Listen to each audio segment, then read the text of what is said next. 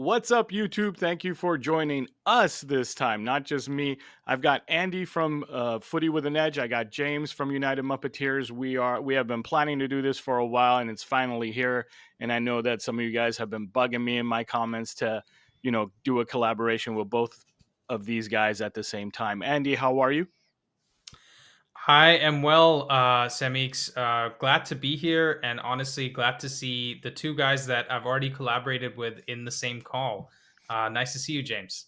Yes. Good to see you both again as well. Definitely been looking forward to this. Okay, so to start off this show, I wanted to get right into the hot topics, man. I was on vacation, as you guys know, last week, and I was driving my girlfriend crazy because I would keep checking social media and let the negative comments kill me. We were talking about mental health. I've seen Andy talk about it on his channel a lot of times, actually, mental health, and how these kind of arguments just really get on people's minds and destroy days. So, the first argument I'm talking about is basically last season's results. We're talking about how we finished 15th place, and a lot of people saying that anybody who disregards that and says that Ruben Amorim shouldn't be judged based on last season just doesn't make any sense. The argument is that he showed us last season that he's just not good enough to be a Manchester United manager.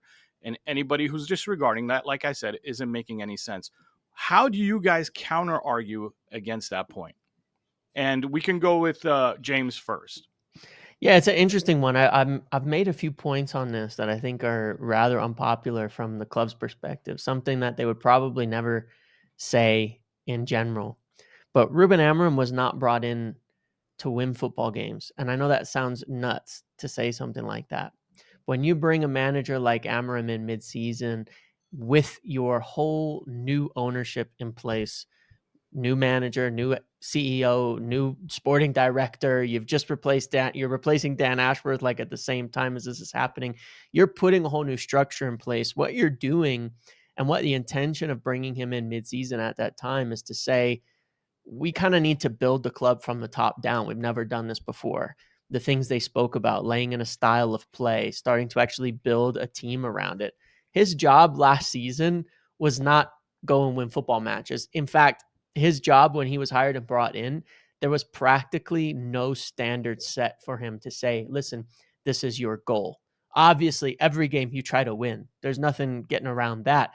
But they didn't sit down with him and say, look, you got to get top 6 or top 8 or top 10 by season's end in order to stay in the job. There was no measure of performance as opposed to this season where the goal is Europe. You got to get us into Europe with the squad that we've given you now. They didn't have any standard like that for last year.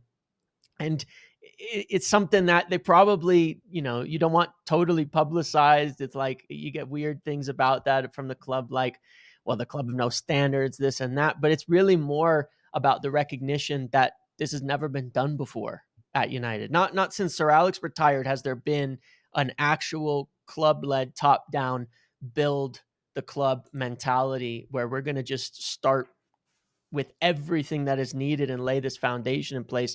So it's like, what was the job description for Ruben Amorim? Number one was the evaluation of the squad. Who does he have? Who can he use? Who does he not have? Start laying down the basics. They said this at the end of the season. I think it was Wilcox and Amorim both said this, that it was good he arrived early, even though it was a really bad time, because he had this 8 months of experience to look at the team, to know who he had, to know who he worked with, to lay in some of the basics that he wanted for this season, for summer. So they knew how to prepare for the market to do all of that. So it's sort of like, it sucks, but it was a bit irrelevant. This whole process of starting with a manager with a real idea in place and having it not be all manager centric was something we needed to do ages ago, build a squad around it. We never did it. And we've known for years, everybody said the squad is an impossible mix of 3, 4, 5 different managers' ideas in there. And it is, and it definitely was even more so before this summer. And that was the job. Figure out, do we have a core team in place that can play a certain style of football? Who fits it? Who doesn't? Who matches the attitude, the mentality, the focus, the energy, and the committedness to the team that we need, and get rid of the rest. And so you saw that really clearly in summer where they said, all right, fine, 6 players, you're gone. You know, we're going to release a couple free agents and 6 more, you're not coming back. You go and we're going to replace you. And big turnover, but none of that would have been possible without what was done last season. And that was the goal. And in that respect, it was successful to start actually building a team. Okay, so that actually, and yeah, I think we both agree with what James just said. So what I'm going to do from here is switch it to you, Andy, and say that, okay, well, if the job at hand was to assess the squad and get rid of the ones that aren't working, then I'm going to ask you, Andy, do we agree with if that's what we're judging him on, do we agree with the outcomes that came out of that job? Getting rid of Garnacho, getting rid of Rashford, who are both performing really highly right now and are regarded as good players. Do we agree with the outcome and the assessment that Ruben Amorim finally came with after the season was over? Yeah, this is a very interesting and layered topic, right? Because Rashford is somebody that's come through the academy, right? I think he was here since he was like 8, 9, 10, 12 years old. And what we're seeing is he's going to Barcelona and playing like he came out of their academy, right? So what I have seen from Rashford, and you guys in the comments, you let me know if you agree with this, is he stepped it up when Ten Hag came to the club, right? He had that one really big season. And looking back at it, it seems like he was doing it to get his big payday because he was paid very well, right? £350,000, and if not more than that. And now that he's left United, threw his toys out the pram to leave United, he's kind of doing what we would want him to do in this team. So he would rather be a small fish in a big pond than a big fish in a small pond in a way, right? And what we needed from him was to be the best player in the team because that's how we were paying him to be the best player in the team. And he never wanted to do that. And also, like a lot of what James said, we haven't been setting good standards across the club for all the players, all the staff, everything for a long, long time. And players like Rashford, players like Garnacho, were exploiting that big time. I almost don't want to talk about Garnacho Semeex because I will throw out some expletives that may not be nice for the younger audience to listen to because the guy is insert a swear word here, for the way he treated the club. Because let's not forget, we got him from Atletico Madrid. I think there was some interest from multiple clubs when we were getting him. We treated him like our own. Everybody was loving the Ronaldo celebrations that he was throwing out. Every time he jumped on the advertising hoardings as well. That picture with him, Mainoo, and Højlund, right? We loved watching something like that. But he's a disgrace. That's what he is, like, without getting into expletives. And so is Rashford. So both of those guys better not come back to Old Trafford and have a smile on their face. Like we saw from Garnacho, by the way, he was wearing his hoodie and, got off the touchline early. And my worry is, I know we discussed this a little bit before the show, Semeex, is that Mainoo is going down the same path because these guys are all talking to each other, right? And he wants to play some football. He wants to get in the England squad, and his priorities are not right. Apparently, we gave him a contract a few times, and he's turned it down. He doesn't seem to want to work as hard as he needs to get into this team, which is what every single one of the class of 92 did when they had to do the same thing. So there's your answer. I think those guys are all disgraces, and I'm worried that Kobbie Mainoo is also going to be a disgrace. But what do we say to those people who say Kobbie Mainoo's fighting the impossible fight? He has to replace Bruno Fernandes, the team captain, let's face it, one of Ruben Amorim's favorite players on the squad. What do we say to those guys who just go, well, Kobbie doesn't really have a fighting chance to get on the field? Does it matter? It's Man United, right? We're playing for the club. If Bruno's better than Mainoo, then he starts, and Mainoo's got to work to get better. And I'll be honest with you, Mainoo may not realize this right now. The people around him may not be telling him this right now. But when you look forward into your career, you will want to have competition like Bruno Fernandes, because he's the type of player that sets standards. He's a pace setter. The things he can do, just because he's been playing for United through one of their worst periods in history, people seem to forget how good a player he is, right? I just called out Mark Goldbridge on my channel because he was essentially saying Mainoo should start and Bruno should move into the 10. Guys, Bruno Fernandes is one of the best 8s in the Premier League. That's what the stats are telling us this season. Kobbie Mainoo is not giving you anywhere near the attacking or the defensive work rates that Bruno Fernandes gives you. And he was literally knackered in the Anfield game. That's why he had to come off in the 85th minute. You think Kobbie Mainoo could do that? Guys, please, let's take a break from this. And before I start swearing again, we probably need to move on from the whole Kobbie Mainoo and Bruno Fernandes discussion. James, I want to change the subject to another argument that I see all the time on social media, whether it's on YouTube channels or pundits talking about it, and that is the 3/5 at the back. Most people are calling it 5 at the back because that's what they see for most of the game, especially when we're out of possession. So the argument I keep hearing is playing 5 at the back is not the Manchester United way. And nonetheless, even though we're playing 5 at the back, we keep leaking goals. I think we've only had 1 clean sheet this whole season. And they use that as a weapon to use against Ruben Amorim and his, managerial status, basically. So what do you have to say? What is your counter argument to that? I think the biggest factor in there is still quite obviously not having enough options in different positions to play the way we want. We've seen it where, every time he can get Ahmad out wide and he can play him in that position, he's going to play more attacking. He's going to play more advanced. He's going to get up the pitch more. Even Dorgu gets up a bit better, than Diogo Dalot or Mazraoui does in that position, simply due to athleticism and pace and things like that. I think that one of the things that for some reason gets ignored in recent times, and people used to kind of get this and used to talk about it a lot more, is a lot of times the players you have dictate the shape of the team because they're always going to have natural tendencies. When you have Harry Maguire on at central center back, he's always going to cheat a few yards deeper than someone like De Ligt, who's going to be more challenging and stepping up the pitch. They all have their natural tendencies in how they want to play.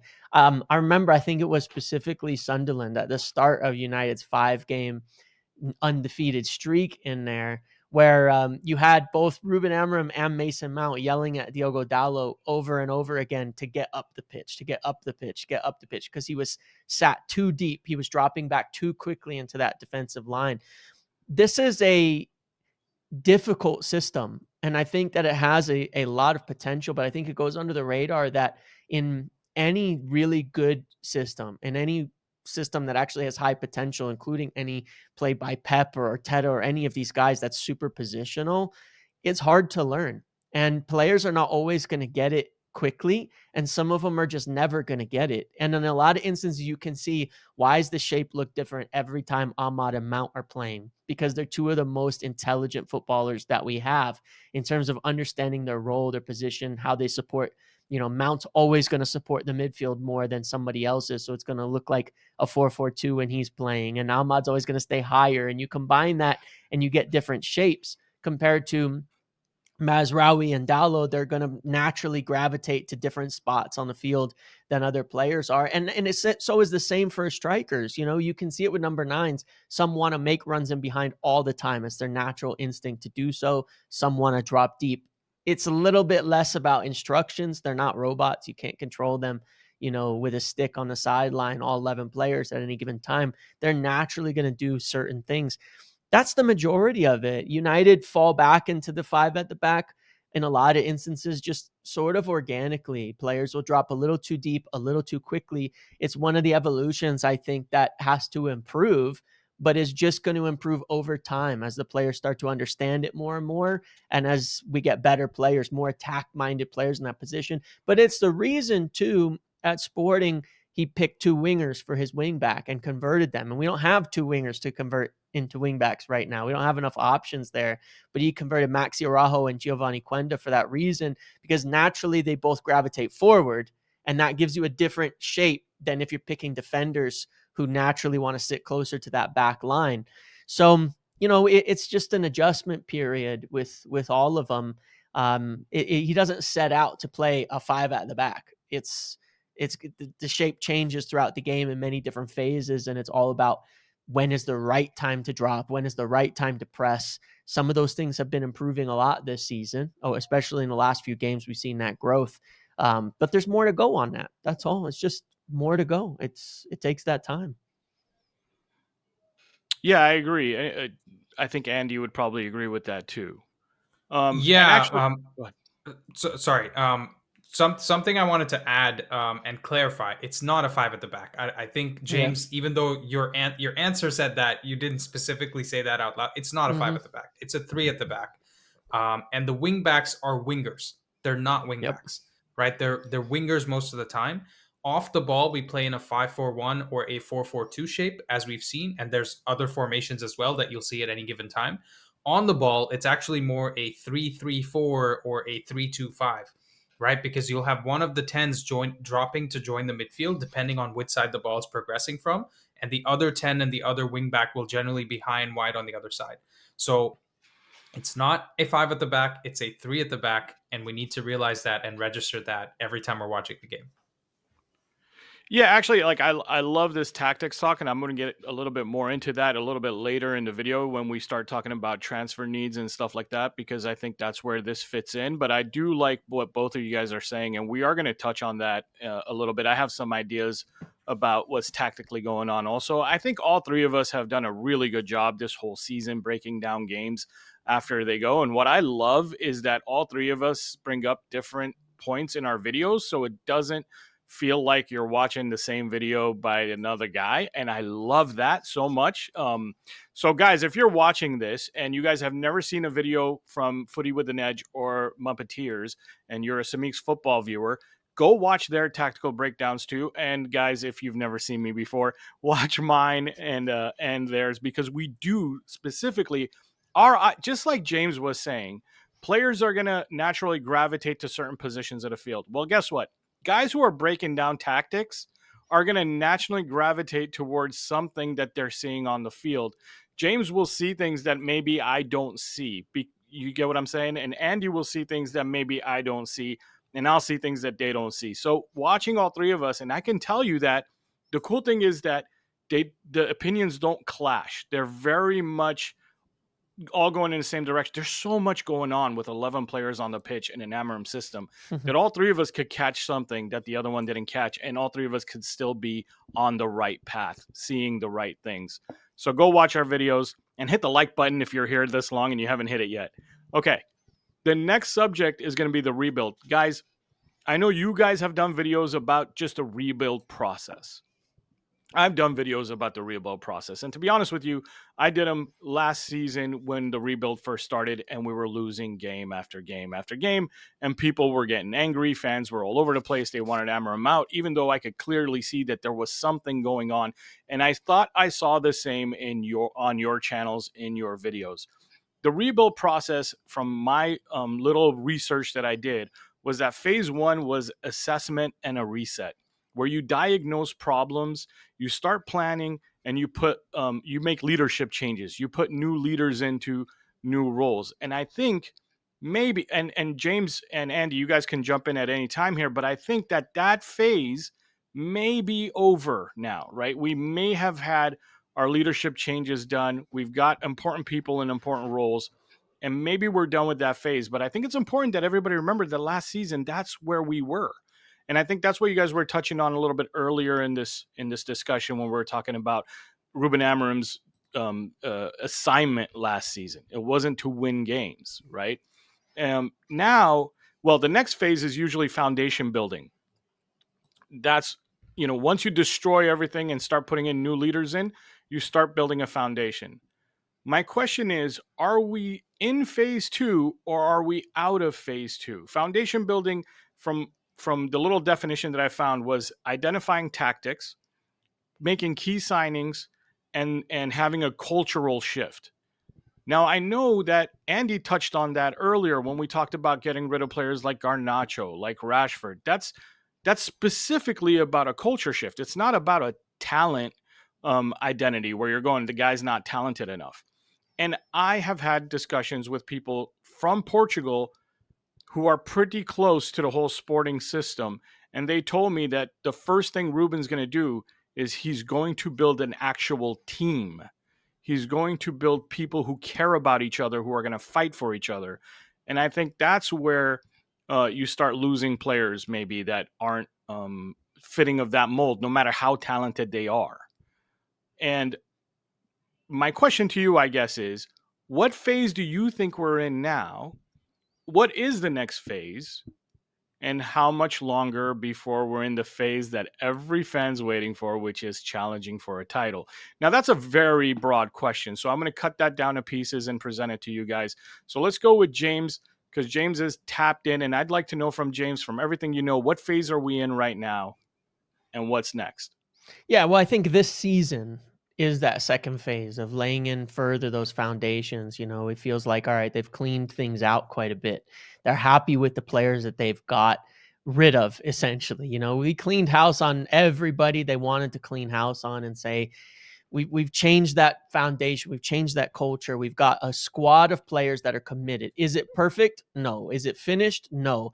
But it's there. And this season is about, because it's not overnight, and it's not all about buying players and selling players. Over the course of the season, it's those weeks, months of training together, working together with the same tactics, the same system, the same direction, everybody going that way. And that's why it's also why, Sir Jim came out during that interview right before this big kind of winning streak and said, he's going to be here for years, essentially. Whether it was true or not, the concept was, look, we can't have this will he, won't he, players questioning. That can't happen. Manager's here. We're sticking with his ideas. We're following it through. We're following through the bumpy patches, and we're just going to keep working on this. That's where we're at right now, that second phase of laying things in. Next season, they want to move towards the next phase. They want to finish the team next year. They want to get in summer, between summer and January. They want to finish this team.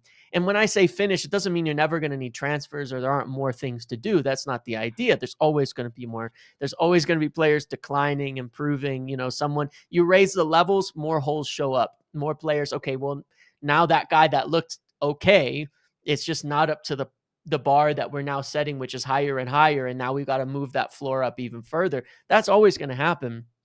But they want this season to say, we've got something. We know how we're playing. We've got our core team. We've got these forwards. We've got a lot of players and a lot of this team in a position where it can succeed in the future. Now let's get the last pieces to plug into this puzzle where we can start really building towards a title challenging team. It's not going to happen overnight.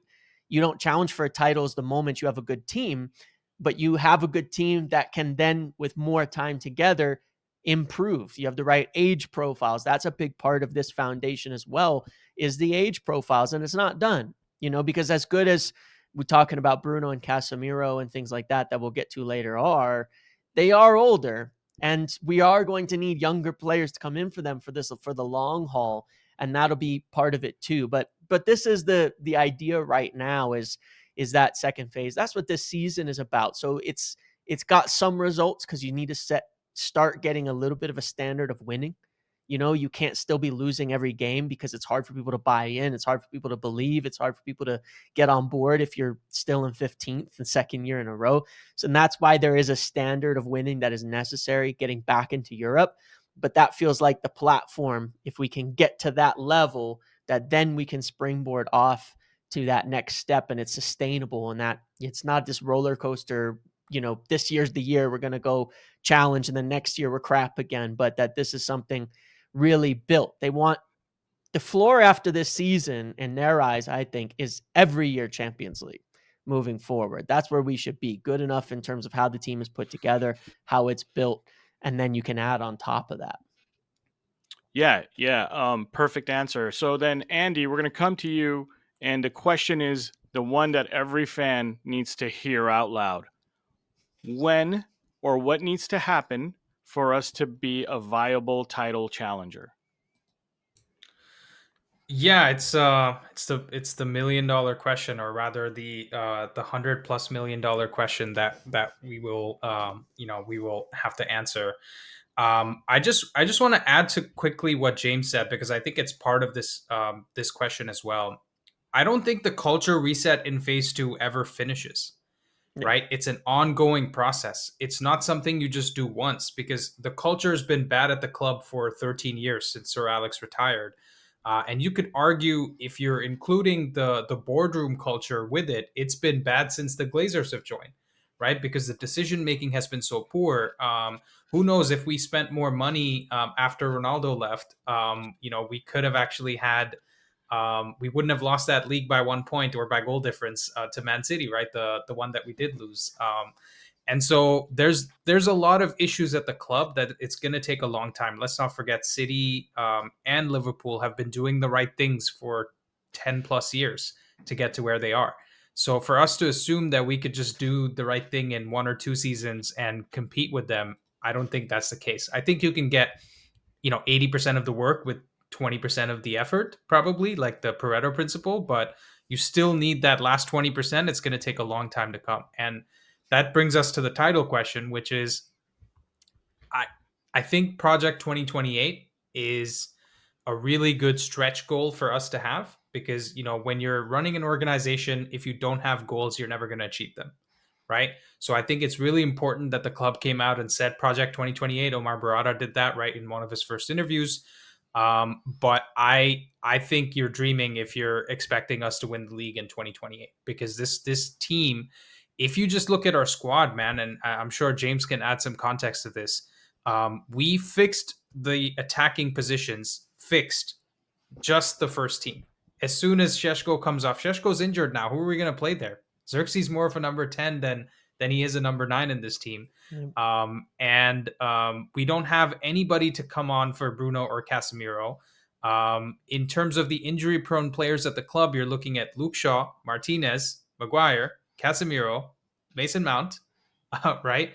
And Bruno at some point will start picking up injuries as well. So if you think we're going to fix all of this by next season, like in the next 2 transfer windows, January and summer, and then build so that we're in a title race, either next season or the season after that, and then win after that, I mean, you gotta be on the good stuff, and maybe you should give all 3 of us some as well, right?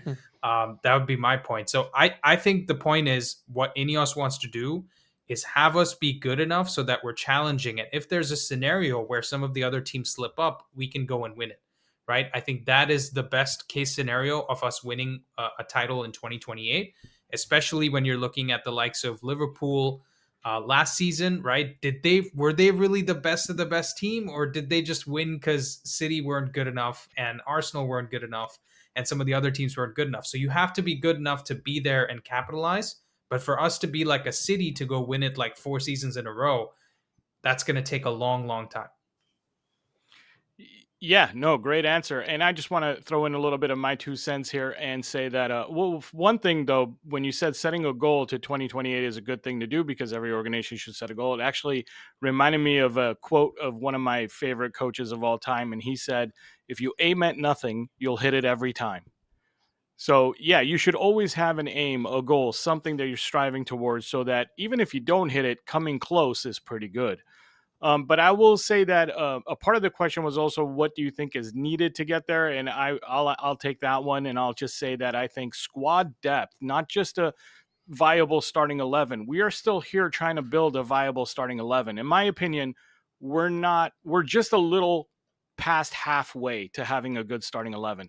If you were asked me today, how good is our starting 11? Is it title challenging? I would say maybe 6 of the players are. I would say that we need at least 4 or 5 more just for the starting 11. And then we need another 5 or 6 that can come off the bench and contribute, or have the ability to take over if someone's going to the AFCON or someone's going to get injured, or if someone's out for 2 months, the person coming in should be maybe a younger version of that same player. Someone who's got a high ceiling but isn't so rough around the edges as I believe our bench players are right now. I don't think our bench players are coming in and able to, I don't know, like impact games as well as they should be able to. Does that make sense? That's what I think is needed, and I agree with both of you guys in both your answers, that this is going to take some time. And James was saying what phase we're in right now, and I completely agree that right now we're in squad building phase, and that means January and summer are going to be key. And that brings us to our next point, which is transfer talk. So we know that center of the midfield is probably our next priority. From everything we've heard from everything James has reported on and from everything other pundits have reported on, central midfield is our next priority. And I'm actually kind of a little surprised that people like the big boys, the Ben Jacobs, the Ornsteins are still saying that we're interested in Carlos Baleba as much as we were interested in him before. Of course, we've also heard about Elliot Anderson. We're starting to hear about João Gomes. We've always heard about Adam Morton. And now we're even hearing maybe a loan deal for Conor Gallagher. Guys, what do you think is realistic for January? Which is, I think, the hardest part of the question. If I didn't say the word January, all of us could just ramble on and talk about our favorite picks and who we want.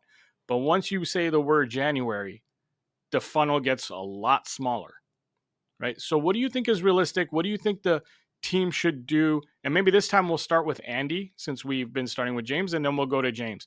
What do you think the team should do in January, and what are you hoping then they follow it up with in the summer? This is one of those questions that even I'm not sure what the team should do, because I know I've talked to James before, and we covered this in our video.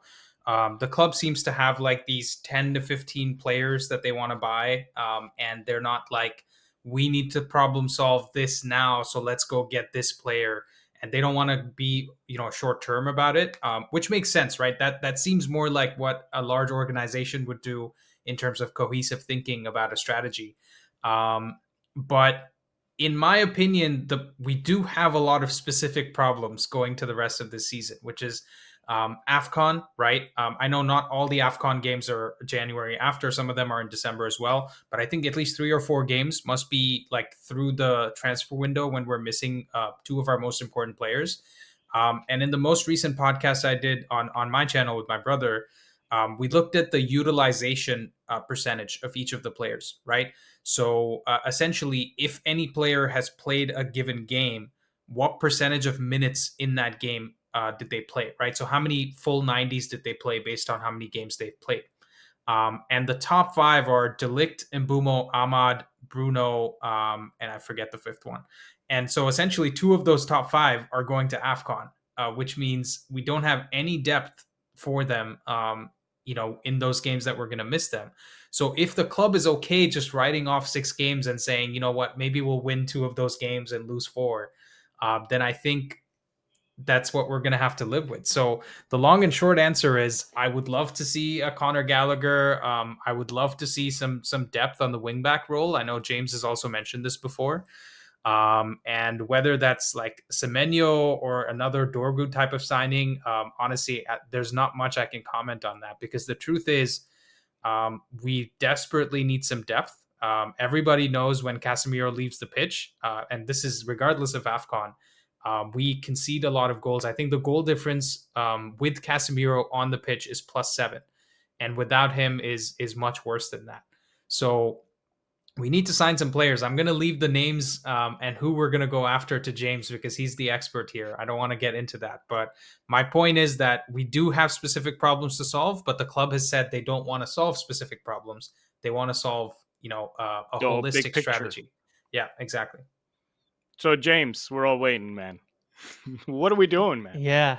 I mean, it's tough, right? Because this is what I've been saying for about a month now. That look, we know Baleba, Anderson, Morton. These are the big dogs that would solve the now and the future, right? These are the guys who are solving a lot of specific problems, but you're going to have them for the next 10 years. That's who they want. That's what they want to do is go out and get one of these guys. They made those contacts. They've been in touch with people over the last few months. And essentially what it's come down to is, you're probably not getting them in January. When it comes to specifically going with someone like Baleba, they're interested. They were never interested to pay, 100 million plus or something like that. But the situation with him playing poorly is almost even worse right now, because United have to be very disciplined on the cost. And Brighton, how they run things, they're going to be looking at it as why sell low. They're going to bet on Carlos Baleba as a talent to improve later on and get back a bidding war by next summer of into the 80, 90, 100 million range. That's what they're going to aim for. They'd rather probably keep him then let him go sell low right now. But if United are to buy him, they can't be risking 90, 100 million, because it is a risk, right? On a player who's not had, he's got a lot of potential. You watch him, he's a good player. He's not had a long run of top form, so there's risk James, involved with that. sorry if I can just interrupt there. Yeah. Baleba is making £12,500 a week, right? Yep. He's making less money than some of our academy players. I think Cheeto Obi is on £15,000 a week. Probably, yeah. So you can understand why his head was turned when the United links came in for 100 million. So I feel bad for the guy, but James, please continue. Yeah. I mean, look, it's a good point, because you're talking about, look, I know 500 grand a year sounds like a lot of money, and it is, right? For anybody watching this, for most of us, there's probably some people watching that make more than that, but for most of us, it would be a wonderful living and things like that. Yeah. But you have to bear in mind, a footballer's career is potentially very short. Okay. They don't have other marketable skills in a lot of respects, players in these areas. Crazy injury happens, player doesn't get another contract, they're out of football. What do they have? We've seen it before in many professional sports. So the money can get to people's head, but understandably so. One contract with United, it's setting you up for life. That's the fact. That's how it's going to work for a player like him. So also the endorsements. Let's not forget, Senna Moments has gone from like 40,000 followers to like 1 million. Yeah, it creates everything: the PR, the brand. You get all of that when you come to United. So it sets you for life in that respect, as long as you don't do anything really stupid otherwise. But with Elliot Anderson, you've got Forest fighting off relegation. Marinakis is not an easy person to deal with. He's not going to be selling him for anything right now in January. Palace, same kind of story. They already lost players. They already had their manager threatening to walk at the end of the season in Glasner because they weren't reinforcing the team well enough. They're not selling their anchor in the midfield in January. It's just not happening. So that's why you get to some of these other names. João Gomes in particular is one that I've been talking about a lot recently, and I was very happy to see links pop up to him from other parts of media, because usually that means something's moving, if you get what I'm saying. I can hear things way early, but once it gets to other areas, I know, all right, maybe they're actually talking to agents and checking this thing out by now. And the reason I think that one's interesting, not that it's necessarily easy to do in January, but a bunch of Wolves players got new contracts in the last few years, and almost all of them had relegation and release clauses built into those contracts, right? We saw that with Cunha last year. He had a relegation clause and a release clause that was different if they stayed up. We were able to get that one kind of done. If Wolves are looking like they're going down and they're going to need to cash in on some of these players, if some of these players are going to want to leave, you have this potential where come January, they might be saying, all right, if we get relegated, we got to sell this guy for like 30 million or something. And he's going to demand to leave, wants out. He's going to go, if we sell now, maybe we'll get 45. We can reinvest, try to add a couple players here in January and pull ourselves out of this rut that we're in. So I think it makes a possibility there of a player that could help us quite a lot right now. He's a Premier League proven player, and that's an important aspect too. He knows the league. There's less adjustment period, where if you're getting, some of the younger names out there, someone like Angelo Stiller, well, I'm sorry, but asking a guy from the Bundesliga at 21 years old to come in and make an impact mid-season, you're asking for too much. We've seen that already, how difficult that is. So in that respect, whether he's good or not, it makes it really difficult, to come in mid-season. And then is he even solving a problem? Because really you're coming into play behind Bruno again, most likely in a positional standpoint. Someone like Gomes could offer you a more defensive role. He has a lot of flexibility. He's played in a 2 his entire career pretty much at Wolves as a defender primarily. So that one's really interesting. And the Conor Gallagher one, definitely unpopular. I've got mixed feelings about it, but honestly, it seems like it's a reaction to the Kobbie Mainoo situation.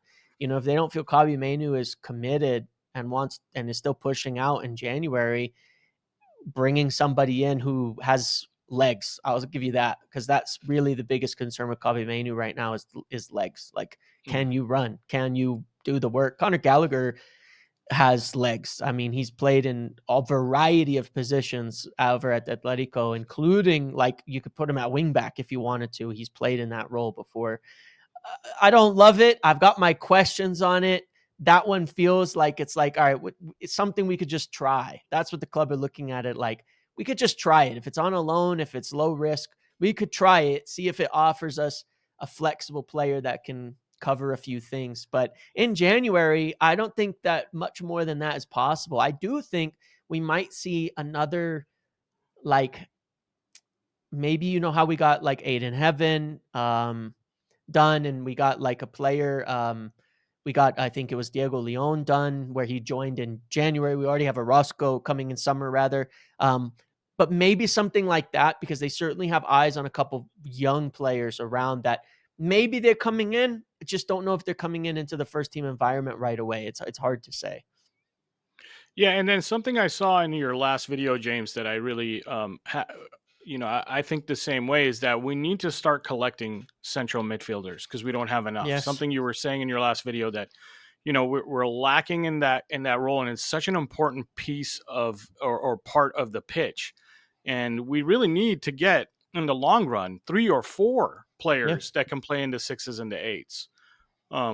Just getting 1 or 2 isn't going to be enough, but 1 or 2 right now is like dire, right? Yeah. But in the long run, can I just say something about João Gomes, Semeex? Actually, 2 interesting points that I can see. One that support what James is saying, and one would kind of against it.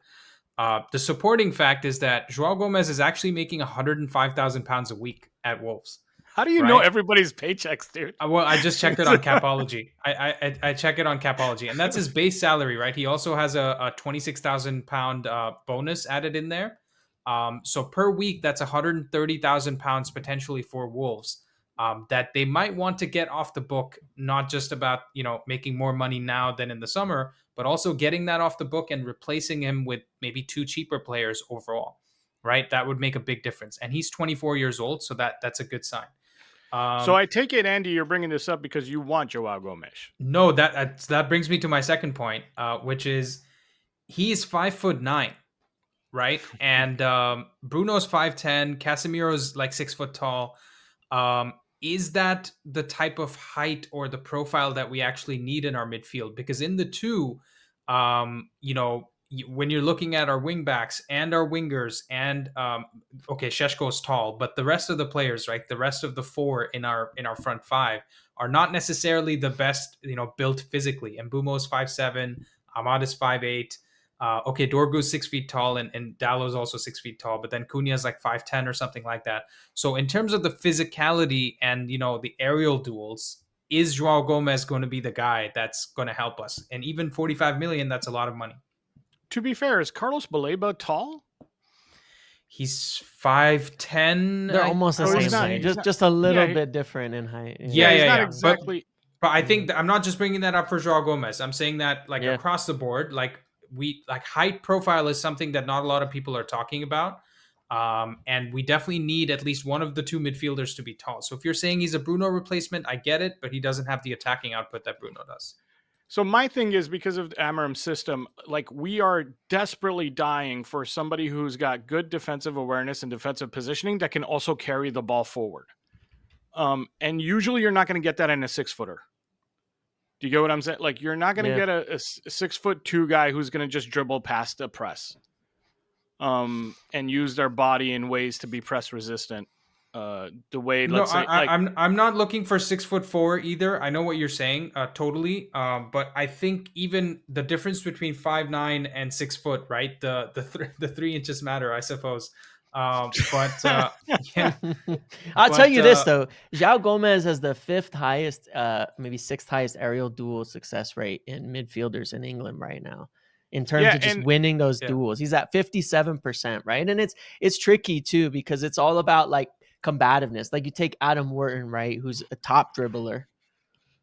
He's taller than João Gomes, but he's not as good with aerials. He wins 36% of his aerial duels. It's almost half. But I think the other thing is that there's an evolution that can happen, right, in this team, which is the center backs. And it's why we need more center backs as well. Because we know that we see how when De Ligt is aggressive, challenging, he's stepping up in the midfield.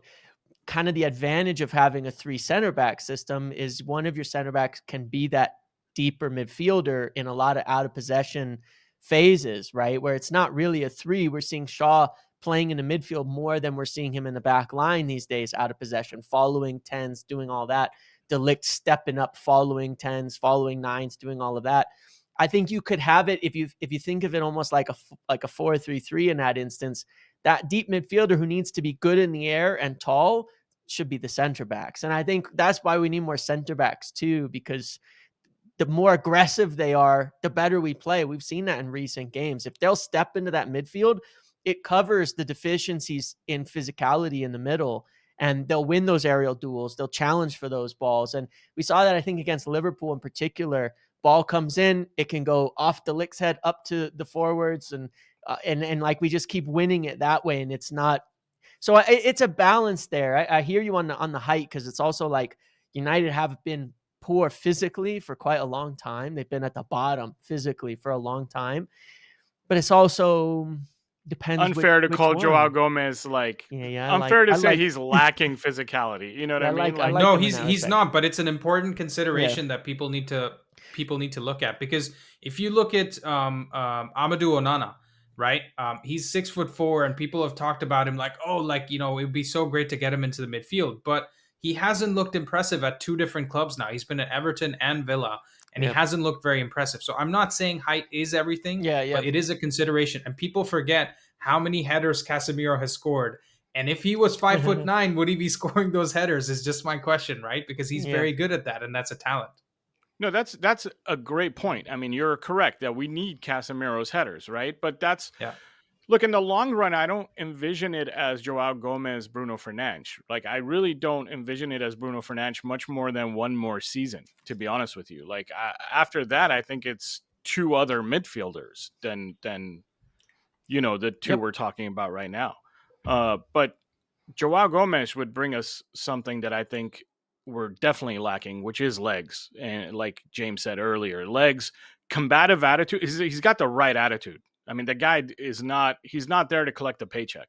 He's there to win and fight. You know what I mean? Like, and I think bringing him in might also settle a little bit of Cunha's nerves, to be honest with you. Like, I think that relationship, that Brazilian friendship that they've had at Wolves might help settle Cunha's nerves a little bit, because right now Cunha, he's still fantastic, by the way. Like, some of the things Cunha is doing on the field, none of our other players can do. But then you could just see the nerves kick in right around that goal area. And I think that João Gomes being there might help settle him in. We did a 15-minute segment on Cunha recently. Both me and Rishi talked about it.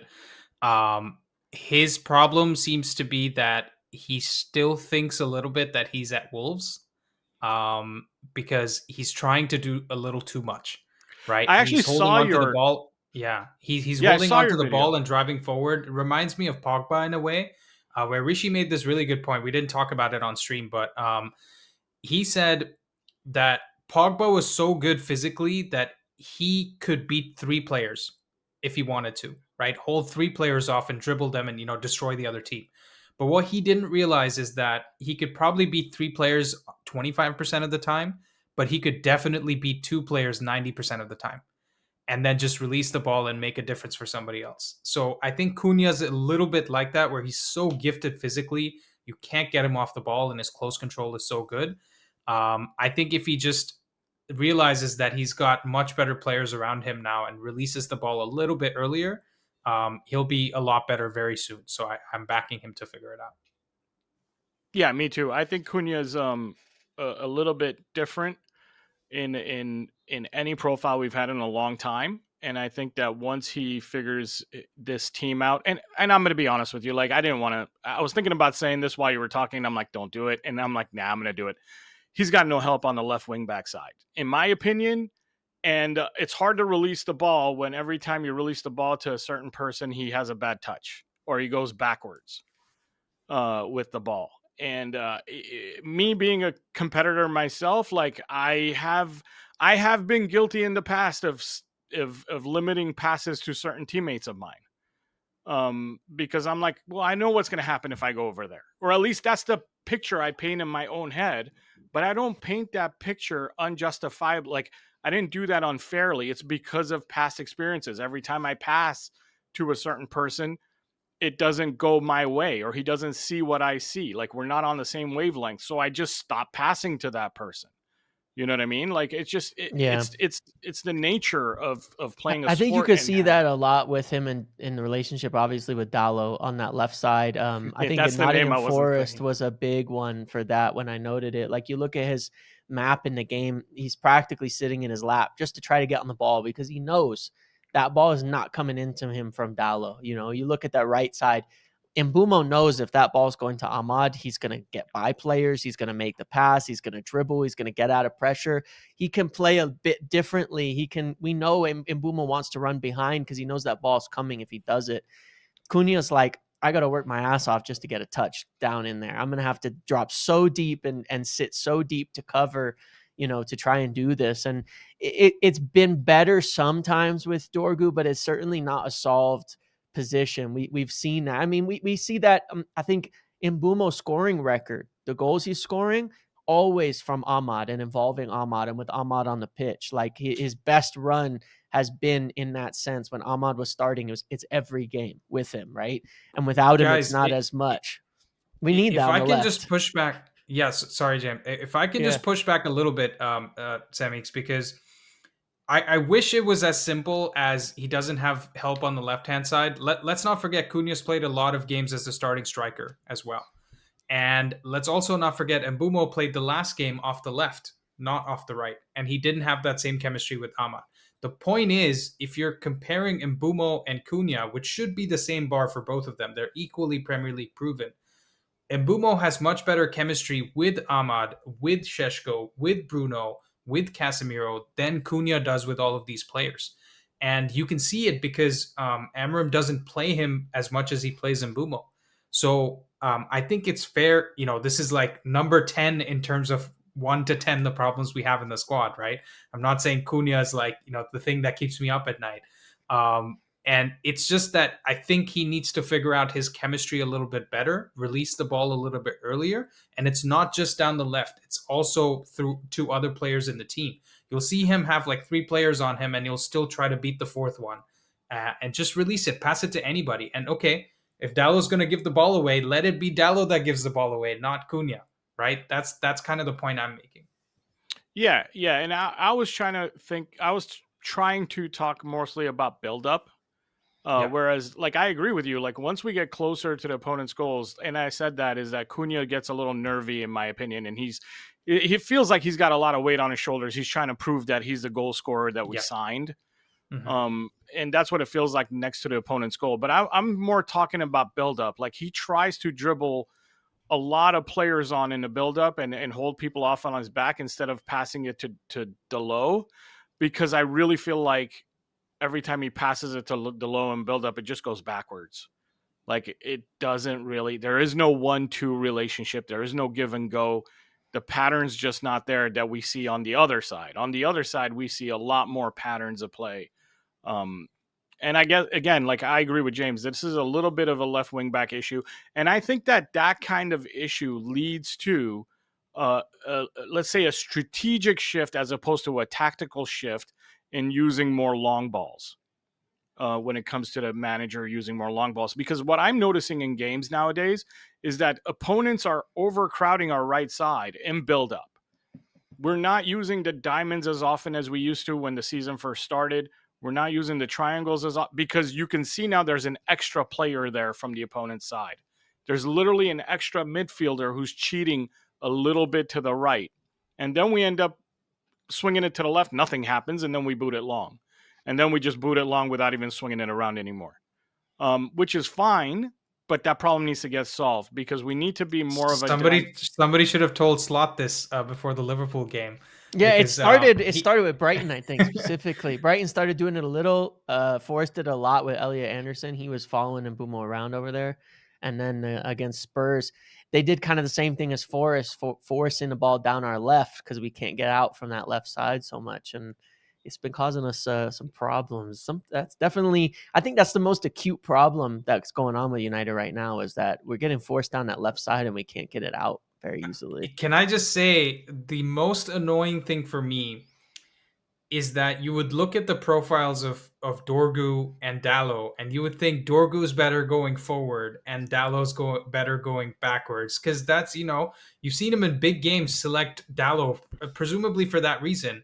But it seems to be the opposite, because Dorgu's so good physically. Like, how he uses his body to win fouls. And I think one of the past few games when he actually started, he had the most duels won in the team, right? Yeah. And that's because he's using his body well. But offensively, he is shocking. Like, I see him he has the technical ability, but the decision making is shocking. And Dalot, you don't think he's that fast. You don't think he's, that cute on the attack. But it seems like that's where he's doing most of his good work, and defensively just absolutely shocking. So I'm sorry. Did you say Dalot's?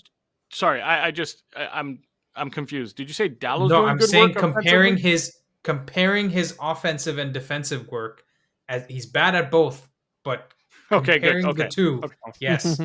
Comparing like Dorgu's the two, a better defender, which he is, which you would think he'd be the better attacker. Yeah, that's what I was trying to say. Like, in terms of their profiles, what they offer the team. Yeah. Yeah. Okay, yeah. Then yes, I'm with you. You lost me for a second. I was like, wait, did you say Dalot? Because Dalot's been doing more good nuts. things going forward than he is going backwards. Out of the limited things that he's doing well, is kind of my point. Yeah. Okay, so I think we're running a little bit longer than we plan to run. So let's get to the next two segments. But this is an amazing discussion, to be honest with you, because tactically, like, this is my forte, is talking tactics, strategy, and what's going on the pitch. So maybe next time when we do this again, we park there for a little while, because I really think we're going to see some tactical changes in the next 6 weeks. Because I don't think we can keep going with, like what James has said. What we've all said is that we can't keep losing that left side build up, because this is not sustainable, right? To give it to the goalkeeper to kick it up, especially with Šeško possibly injured. This is not sustainable. And right now we've got a run of games that we should be getting some points out of. And we're going to have to figure this out, because it doesn't matter. You could be the worst team in the Premier League. If a team like ours has such a like easy weakness to exploit, they're going to exploit it. Right. So I want to talk about that some more next time we get together. But we should start wrapping this up. So the next segment was about social media, mainstream media narratives. Guys, I want to know, because look, I'm an emotional guy at heart. I am who I am. And so I can't, and for some reason I'm a glutton for punishment. I can't help myself. I have to pick up my phone every couple of hours and see if anyone on X can piss me off and ruin my day some more. Don't ask me why. And maybe that's why it's always on my timeline, because I keep engaging and I keep saying things back to these people that I should just leave alone. But I would really love to know what gets under your skin. What kind of comment like just pushes you and you just can't get out of your mind for 5 minutes once you read it. And let's start with Andy this time. Andy, what comment just drives you nuts? Yeah, where do we start? I personally, because I've made a video on this like 2 days back. The thing I want to bring up is the whole Bruno is better in the 10 than he is in the 8, and that's how we can get Kobbie onto the team. And the thing that pisses me off the most about it is the level of disrespect people have for Ruben Amorim, because they're sitting there and thinking that they know better than the guy whose whole life has been enveloped by United. He's approaching a year to his first game in charge against Ipswich last year. I think that was on November 24th. We're 10 days short of that. Guys, you know the amount of abuse this guy has received over the last 365 days? You think he wouldn't change something if he thought it was going to get better? Like, or do you think he just doesn't have eyes, and this is just like the most incompetent person you could ever put in charge of a big club like United? Because that's what you're saying, right? Oh, just move this guy up there and just put this other guy over there. Like, guys, he's watching these guys in training all the time. And you're probably also not taking the time to go look at Bruno's stats, because he is one of the best central midfielders in the Premier League. You compare him to Declan Rice, Enzo Fernandes, Bruno Guimaraes. All of these players, these same tacticos that are shitting on Bruno, would take any of these three players in our team over Bruno, right? And they're not realizing how his system works. They're not realizing how Bruno needs to play or what Amorim's asking of him. And they're not realizing how well Bruno's executing the tactics. So it boils my blood every time I hear this. And even the United stand, Mark Goldbridge, has been going on a tirade about this, right? And I called him out, and people seem to like what I had to say, but honestly, like, just get over it, guys. James, what gets under your skin, man? This is, Yeah, by the I way, hear just so you that. I know, hear that. this is like therapy for me. Okay, Yeah. seeing you guys get angry, I'm like, okay, I'm not the only one. So, James, what's going on?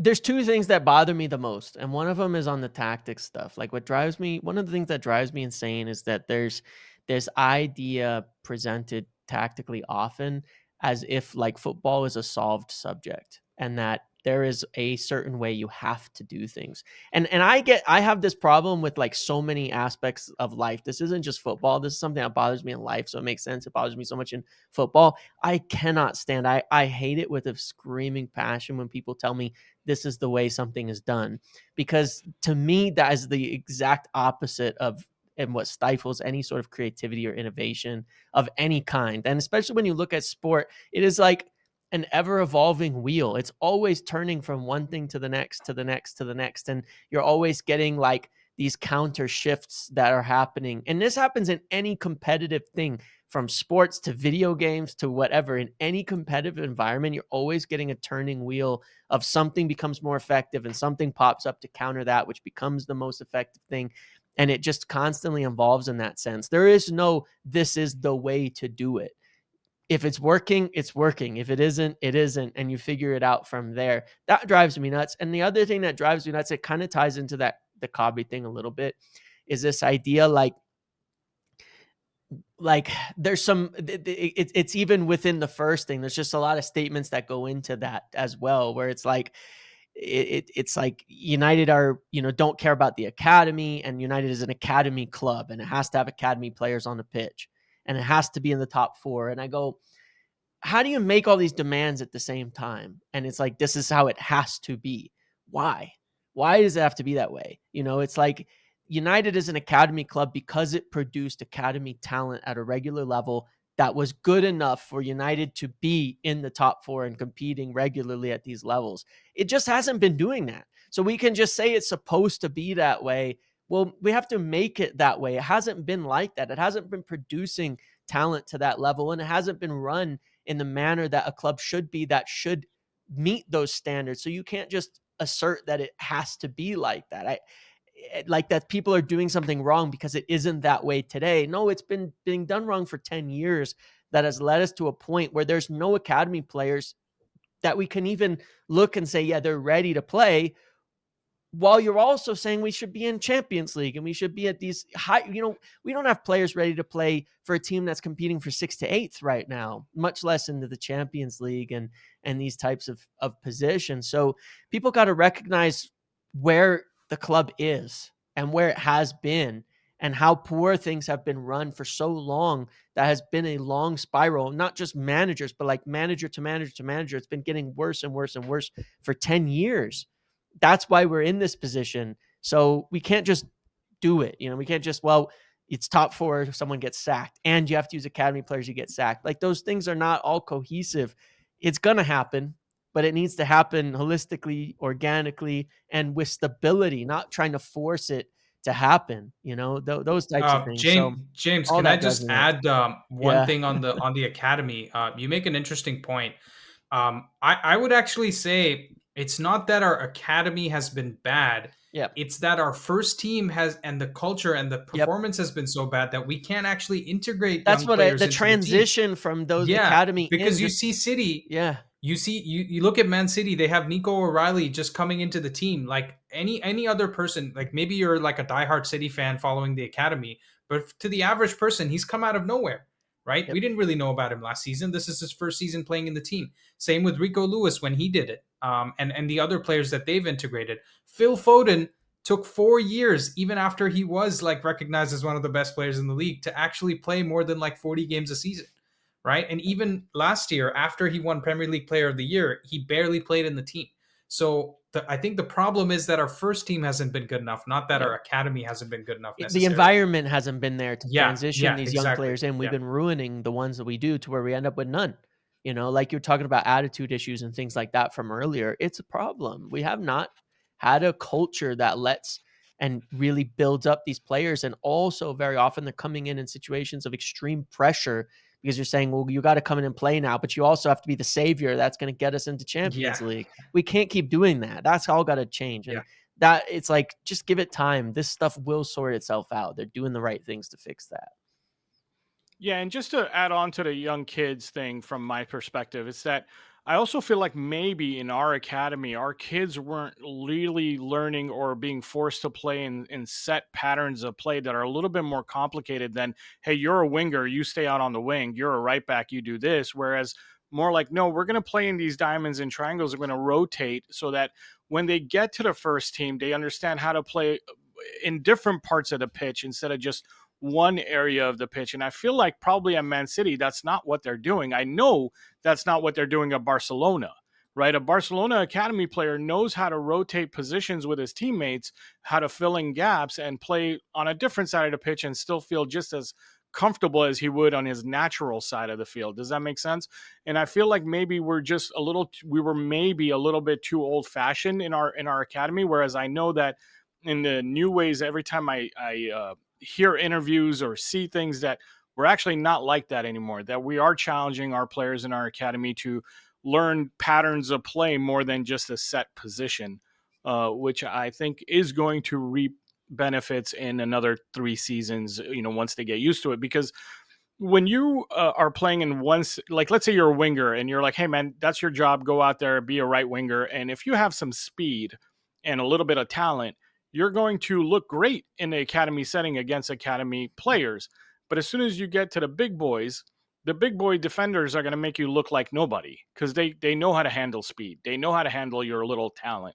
So then the only way you're going to beat the big boys is your football IQ has to be a little bit higher. So it's not talent by itself isn't going to win. It's going to take some brains too. And if your brains were never exercised in the academy, now you come into the big boys and you're just not going to cut it. It's going to take you a while. You can learn it, but it's going to take a while. That's why I'm worried about Shea Lacey as well, by the way. Shea Lacey, everybody's thinking about he's going to come in and revolutionize the first team. He's built like a twig, guys. I'm sorry. He hasn't, grown into his grown man body yet. And that's going to be a struggle. But anyways. Yeah, I agree. And then for me, by the way, just to answer the question myself, the social media thing that drives me nuts is maybe, and that's probably because of, my career. It's just like, I hate when I see coaches get blamed for what I think is a player issue. And it drives me by people who, first of all, don't understand the tactics or the strategy that are trying to be implemented. Because if you understand the tactics and the strategy that I think all three of us on this podcast have a decent understanding, there's no way any of us, by the way, knows the whole thing, right? And that's why we keep watching, because we're trying to, that's the most exciting thing for me, is uncovering something I didn't see before. And I'm sure it's the same for you guys. But anyway, just with the whatever little bit that we understand of what Ruben's trying to do, we can clearly see that, oh, this was a player issue right here. This wasn't a manager issue, right? This isn't a coaching issue. Because sometimes there's some things that I read on social media drive me nuts to the point where I go, what do you think the instruction from Ruben was to do that stupid thing that guy did? Like, is like no coach in the world ever walked into a locker room and went, and do me a favor, when there's 3 guys in front of you, try to dribble past them. Okay. Be Neymar. You know what I mean? Like, no coach is doing that. And then when you start seeing players maybe starting to understand when to take risks, when not to take risks, then the pundits and the social media guys come out and go, finally, the manager's making changes and we're starting to win. And that just drives me up a wall. I go, so you do believe that the manager's instructions 2 weeks ago was to do that dumb thing they were doing. And now the manager went, hey, let's stop being dumb. And then they finally stopped being dumb. Like it was the manager that did that. That again, probably because of what I do for a living, sometimes I do the exact same thing day in and day out. And 2 months later, a player starts performing better and people give me the praise when I'm like, no, praise him. Mm-hmm. Praise him for doing his homework. I didn't change anything. Yeah, I did the same thing yesterday that I did 3 months ago. He just finally got it. Do you get what I'm saying? But yep. I think you should say something negative about the player when they're not getting it, but then I also think you should praise them when they do get it. Like the manager's just doing his job. I don't know. Maybe to me, I'm just doing what I do every day. You know what I'm saying? Like that drives me nuts, man. It really does, because it just makes, it's like, no, understand the job. The job of the teach, like I can teach a classroom. Some people are going to get A's. Some people are going to get F's. That doesn't make me a bad teacher or a good teacher unless everybody got an F, right? But the problem in a team setting is when 3 people get Fs and 7 people get A's, we lose the game. Mm-hmm. Yep. You see, I might be doing a great job, but 3 Fs and we lose. Yep. All right. I think we wrap it up by talking about the next 5 games. Everton at home, Crystal Palace away, West Ham at home, Wolves away, Bournemouth at home. 3 home games, 2 away games. The away games are Crystal Palace and Wolves. Let's go one by one. Let's start with James. James, how many points do you expect? But how many points are acceptable? I think 10 points is acceptable out of there. I think 10 points is good. That means you can really only lose 1, because I think just looking at the games in there, the 3 at home, United have to win at least 3 of those. That's how I see it. They got to win at least 3 of those 5. We can't be winning 2 out of 5 against these mostly bottom half teams here. I think that I'd like to see, honestly, 12 or 13. I think it's achievable, to get 4 wins, even 4 wins and a draw out of that. When you look at our last 5 games, we've been in a position to win all 5. All 5 we've been in a position to win, and could have. And if these are easier games, then we should look at it the same way. I'm not saying they have to. Like I say, I think 10 points is acceptable, but I think 12 or 13 is achievable. It's going to take a little adjustment, but we can do that. Andy? It's 1 hour and 11 minutes into the call, and we have our first big disagreement. Because I think both my expectation and what's acceptable is actually 7 points from these 5 games. And I'll tell you why. Everton is not a easy team to beat, not with David Moyes and with some of the players they've had. They've been a little hot and cold, I get it. Crystal Palace is statistically one of the best performing teams this season, and we can't take them lightly, and they've beaten some of the bigger teams as well. And we struggle against low blocks and mid blocks when we have to have most of the possession. And Crystal Palace is one of the best mid block teams in the league, if not in Europe. West Ham and Wolves, probably 2 games that I'd expect us to win. But I would see, and Bournemouth also is one of the teams that's been doing decently well this team. I know they've tailed off a little bit in the last couple of weeks. So in my opinion, Everton, Palace, and Bournemouth, all 3 difficult games. West Ham and Wolves, the fact that they're easy games for United's, the way we play is actually a difficult game. So I think 2 wins, 1 draw, and 2 losses is what I'm expecting, because I think the whole fan base needs to be reminded a little bit, and this is including myself, that we're not suddenly a title contending team. Because if we get 12 points or 13 points from these 5 games, we're going to be in a title race. Like that's as good as Arsenal or somebody else. And we don't have that kind of depth. So I think we're going to be in for a surprise. Andy, before I answer, I have to kind of bring something up, and I'm not calling you out. This is in all due respect. It feels to me like on the micro level, you analyze these games pretty like you very much criticize our team, but then on the macro level, I see you in video after video saying we're gonna make top 4. How are we gonna make top 4 if you're only expecting to get 6 or 7 points out of these kind of games? So the thing that's going to happen, first of all, I think my point has been, if you actually watch the videos, not just the thumbnail, I have said we'll finish 4th to 6th, right? Right. And yeah, you do say that. It's going to go in waves, right? I think we're going to do well in a certain set of games, then we're not going to do well. And I think the team is not going to perform exactly according to expectation. That's just my point. Because James is right to say that we should be expecting to win some of these games. But we have never been the expectation meeting team for like the last 4 or 5 years. And to suddenly expect for us to just, go win the games that we should be winning, it's not going to happen. The good thing is that bodes well for James's prediction more than mine, is that we have been very good at home. So 3 out of 5 games being at home could mean that we win those games. It's just you asked me what do I expect and what is acceptable. I think the answer to both of them is 7 points. Okay. For me, I'm gonna be accepting of 9 points, but I expect either 10 or 12, depending on how one of the games I have here on this list goes. I'm scared of the Crystal Palace game the most, and I think you guys probably that's the one you guys are thinking about when you don't say we're gonna, win. I think Crystal Palace is probably the hardest game. It's I do away know, as well. yep, and I do know Everton is in form a little bit, but I also know that it's the first game out of the international break, and we have it at home, so hopefully they'll be just a touch rusty in the first half, and we're pretty good in the first half. That's what we've been. So we get our 1 or 2 goals in the first half, and then hopefully we don't do what we've been doing in the second halves. And then hopefully that will take us to Crystal Palace, where I'm hoping for a draw. Look, in the end, I'd like to draw that and win all the rest, right? Like if we can draw away at Crystal Palace and win all the rest of the games, I'll be ecstatic. But as for title race, that's the one thing that I didn't think about, Andy, and you brought that up. And now I'm like, that's actually one of the worst things that could happen to us, right? Like that we actually do get 1 draw and 4 wins. And now you've got a delusional fan base who's going to be talking about title race. So the very next 2 games in a row that we lose, everyone's going to want to sack the manager because they just realize we're not in a title race. So in a way, Andy, maybe your prediction would be the safest bet so that we can just keep rebuilding the squad and doing things patiently and the right way, because maybe my prediction or James's prediction might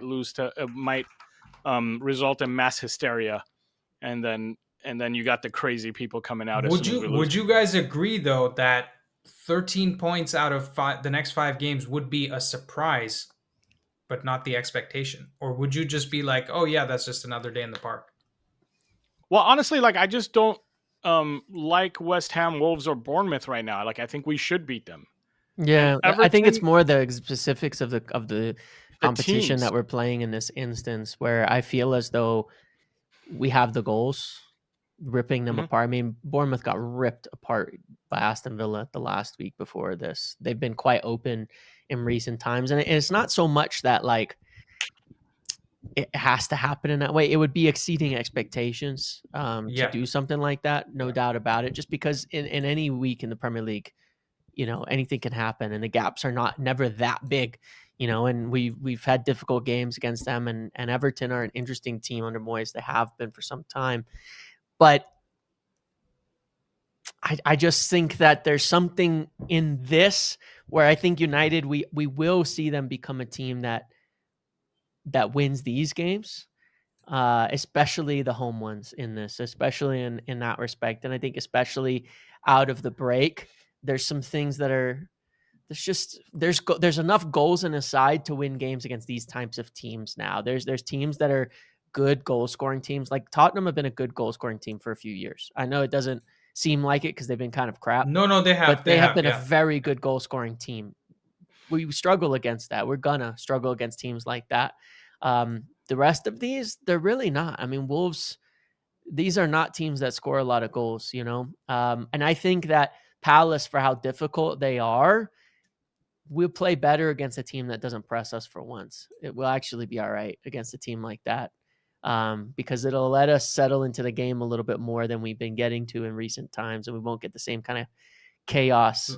Looks like James's source from the club is Ruben Amorim. He's pretty tight with him. Because I'd love to be this optimistic. And I just want to say, guys, Brentford was 17th in the table when we played them. And we had arguably our worst loss against them. City and Brentford, you could say, are on the same page. That's the only reason I'm not as optimistic. I hope you guys are right. And let's set a podcast date for after the Bournemouth game and reflect back on our predictions. 100%.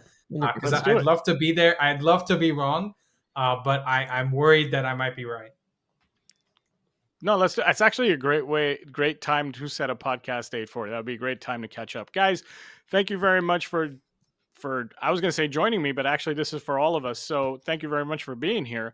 I'll start this off, and I'll just lead into just a little bit of what I have coming up, and then we'll go one by one and we'll wrap it up. I'm still working on the tactics video for the last game, and I know my viewers are always asking me, why does it take so long?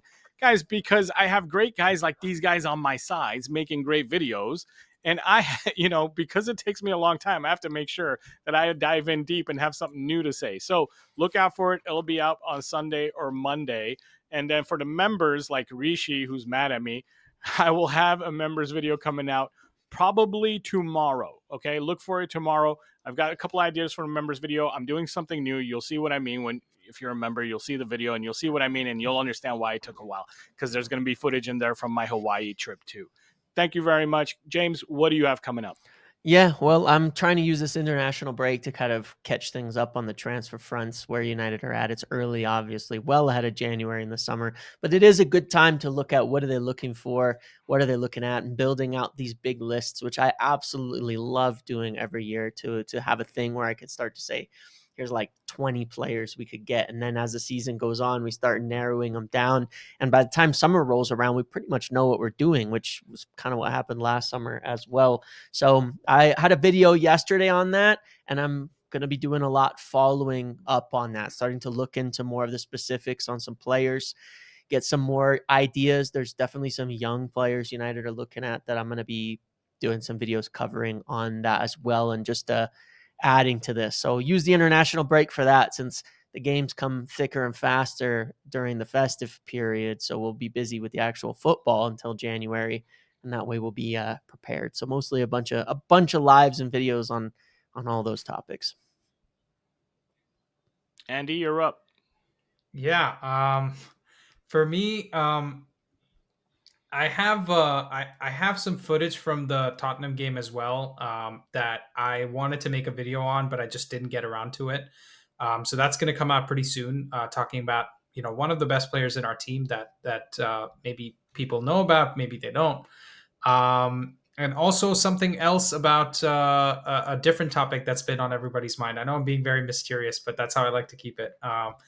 And the last thing is I just started memberships on the channel. So if you guys are watching this and interested to get member only videos or get access to our member only Discord, please go check it out. I spent 6 hours setting everything up yesterday, so I hope you enjoy it, and more to come out on that.